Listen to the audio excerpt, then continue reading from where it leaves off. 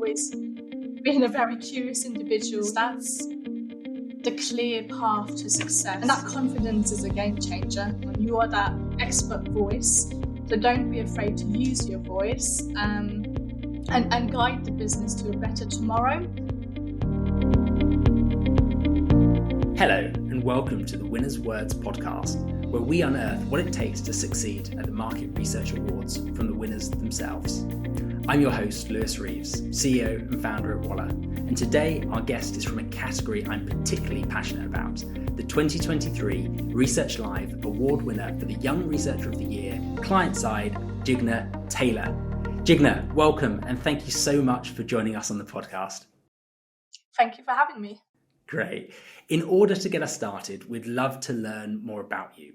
Would you mind giving us a quick background on yourself, how long you've been in the industry, your role, and where you work? Sure. So I started off in marketing. I did a marketing degree and I was in the marketing industry before even graduating, so about 8 years. After those 8 years, I decided I wanted to specialise within marketing. So I decided to go into research and insights, and I've been in research and insights for around 2 years. Currently, I work as a client-side researcher at Acacium Group. So Acacium Group are a leading global healthcare delivery partner, which means we have many arms, but one of our main sort of arms is workforce, is on the workforce side. So we work with the likes of the NHS, the private sector, and so on in the UK, as well as globally, to match candidates, so job seekers, to employers, i.e. The NHS or the private sector. Part of my role is supporting the marketing team in their marketing strategy, so finding out more about our target audience, our target markets, and deriving insights that could help us improve how we target our target audience, our candidates, so nurses, doctors, radiographers, any sort of health and social care professional you can think of. I'll be talking to them, surveying them, anything I can do to try and find out what their needs and wants are, where they spend their spare time, what do they appreciate in their career, and so on. And all these insights get collated and presented back to the marketing team as well as the business to see how we can market to them better, as well as improve our candidate offering. Fantastic. Thank you so much, Jigna. And really intriguing to see how much time you spent in your early career in marketing. Do you find that's been useful in your transition to market research as you work so closely with these marketing departments that you're able to talk the same language as them? Exactly. Yeah, I would say it's one of the key factors that set me up for success as a young researcher, that marketing background I have. Just because in marketing, you're so customer focused and you appreciate the understanding of having a deeper insight into your customers, your clients, whoever they may be. And it plays such a big part. So even as a marketer, research was always part of my agenda, part of my role. But in a 360 marketing role, you don't get a lot of time to obviously specialize in that or spend a lot of time on it. So that's what I was missing as a key link for me as a marketer, that we don't know enough about our customers, but we're making all these marketing decisions. So I felt really passionate that I want to specialize in market research and customer research and get those insights that can help drive marketing success. So at the moment, that made it really easy for me to transition from marketing into still being in a marketing team, but being an insights manager and bringing those insights to the forefront so we can make better decisions. Fantastic. And as I say, I'm incredibly passionate about the success of young researchers and bringing talent into the sector.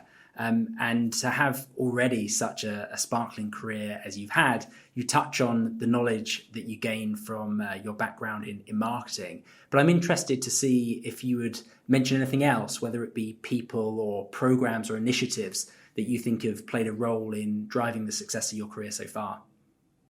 Yes, of course. So my marketing background, like I mentioned, was a key factor in my success so far as a researcher, but there were two other key factors, I would say. So one, obviously the people at my previous employer and the opportunities they gave me. So my director in that team and my managers within the same team believed in my research capabilities. I became the go-to person for us, putting a survey together, for example, and having that sort of knowledge of using a platform like Qualtrics and undertaking research and insights work led increased that exposure for me into what the research world entails, and that's what kickstarted my passion. And I would say that passion for market research, plus my curiosity, has been a driving force for trying to do the best I can in this industry. And I think it's really important to have that curiosity as a researcher. You need to be curious, and I've always been a very curious individual. Anyone who I work with will tell you I'm full of questions. I'm always trying to think outside of the box, and I'm always trying to learn what's the motivations of people, why they are the way they are, or why they behave in a certain way, where they spend their time, why they want certain things. And I think that curiosity takes you really far as a researcher. Fabulous. And a great segue into talking about the award that you won last December. And on receiving the award, the judges mentioned your focus on continuous development really made you stand out, particularly your work on AI being exciting and really positive for the sector, and your commercial results being really impressive for someone so early in their career. And these were two things that I was really keen to unpack. AI, it's fair to say, has probably been the key topic for the last 12 months in our industry. But I'd love to learn more about how you're using it and the value and the benefits that it's bringing you in your day-to-day role. Yes, really good question. So within AI is something that can't claim to be an expert on, but so far I've used it in creating baselines or discussion guides. So when I first started this role, obviously I created discussion guides for the in-depth interviews I carry out with our customers. But I always thought, is there a way of improving this? And back then I didn't really have a network of researchers to ask or rely on. So it was all based on my own work and feedback from my immediate team. So AI just provides that external angle, another perspective, if you like. Even if it's AI, it's not a real human behind the screen. It just is another perspective, and another platform to ask, what other questions could I be asking here? How can I meet these objectives? What sort of questions would you suggest? Or how can I improve the wording on this? And I guess a concrete example of that would be recently I've been working on an international project, and I was very cautious that language could be a barrier for some of the individuals I'll be interviewing from a research angle. So what I did was paste all my questions into ChatGPT, for example, and ask, how can I simplify the language, or can you simplify the language for me? And it did so with great ease. And I think it's those little things that save me so much time in my role. I can be more productive, I can be more efficient, because I've got that, being a one woman team of insights, it's nice to have somebody else taking a little bit of work from you, and you can just then churn out more work because you can rely on AI to help you as well.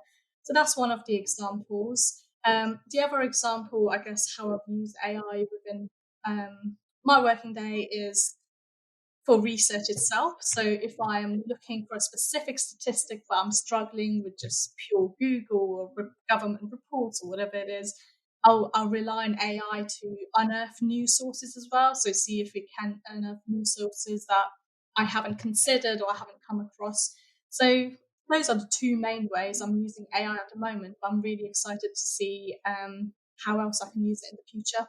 Fabulous. Yeah, I think there's been a lot said about AI, but it's so nice to hear about how you're using it as a tool to be supportive and additive to your work, rather than perhaps using it as the absolute golden bullet of truth. Really intriguing. And I think leads nicely onto the second area that I'm so passionate about, and I think is so important for the success of research going forward, and what all young researchers should strive to do, and that's the commercial acumen. And mentioned from the judges is your commercial results that you've been displaying already. It would be great to understand those sort of areas that research within the Acacium business can drive commercial outcomes, and how sort of aware of those and how much you drive those during your work. Yeah, so return on investment of my work and the research activities I do has been an ongoing discussion point for me, if you like. So something I'm always asking my manager, like, how else can I contribute commercially within my role? So there's been a few metrics we've identified.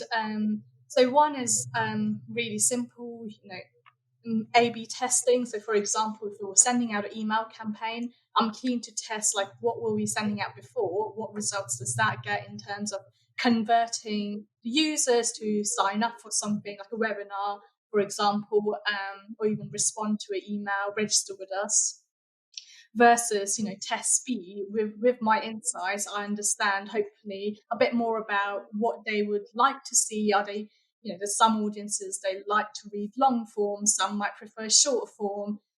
What's their schedule like? Is it hectic, or do they have a bit more time? Are they more detail orientated or more big picture focused?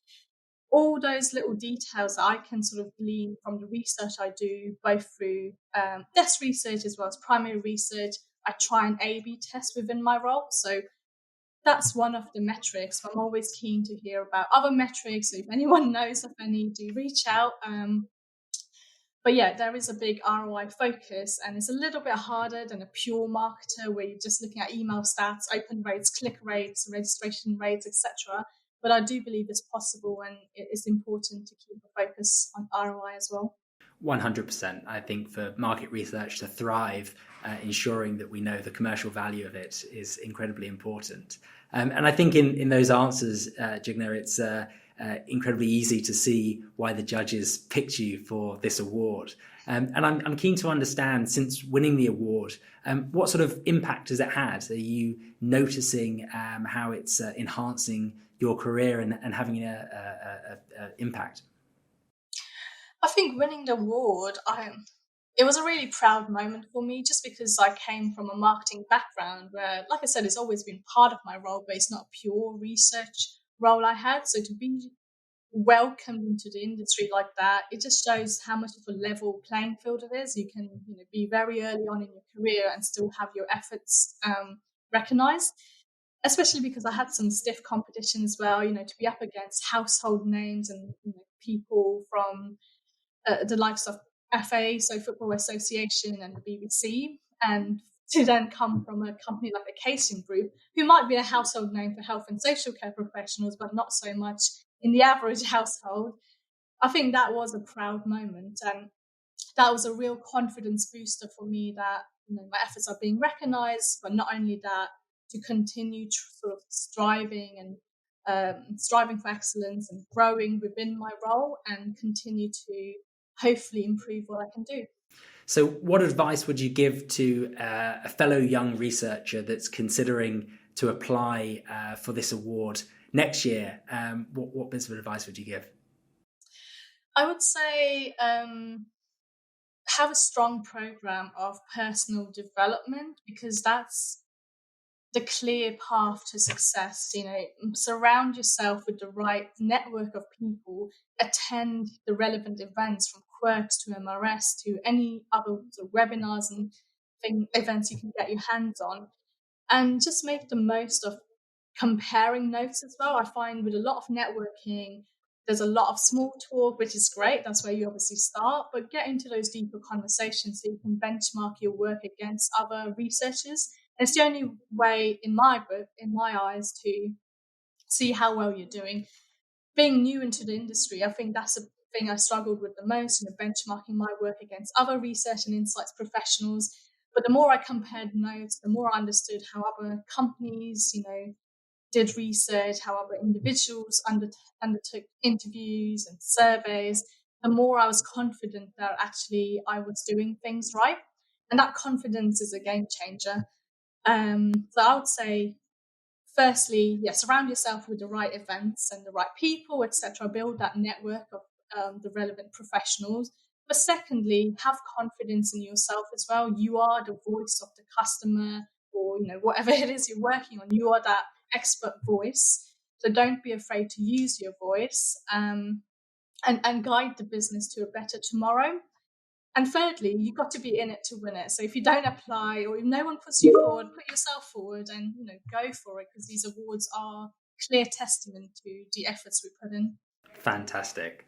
And finally, Jigna, to close us off, one of the things that I'm incredibly passionate about is how we attract great talent to our sector.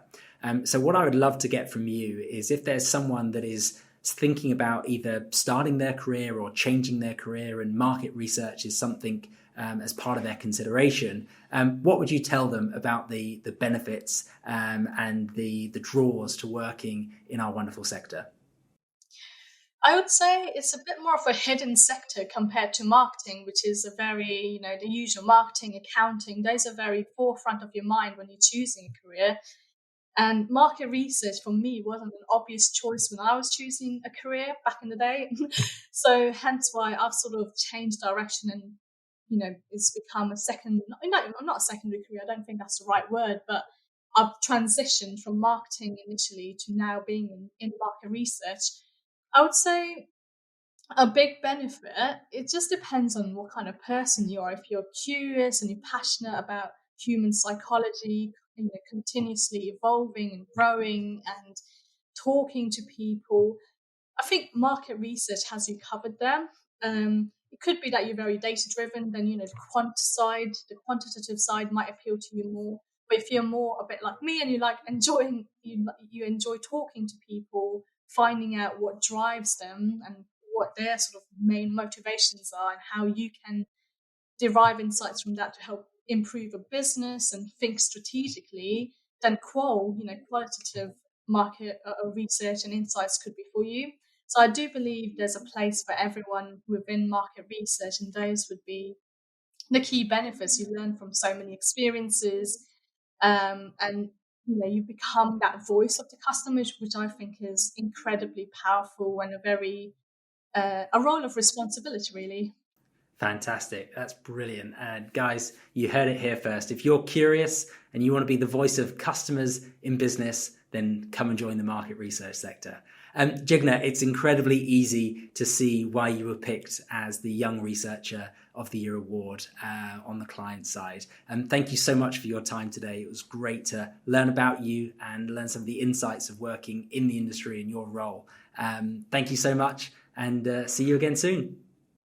Thank you. I've really enjoyed our chat.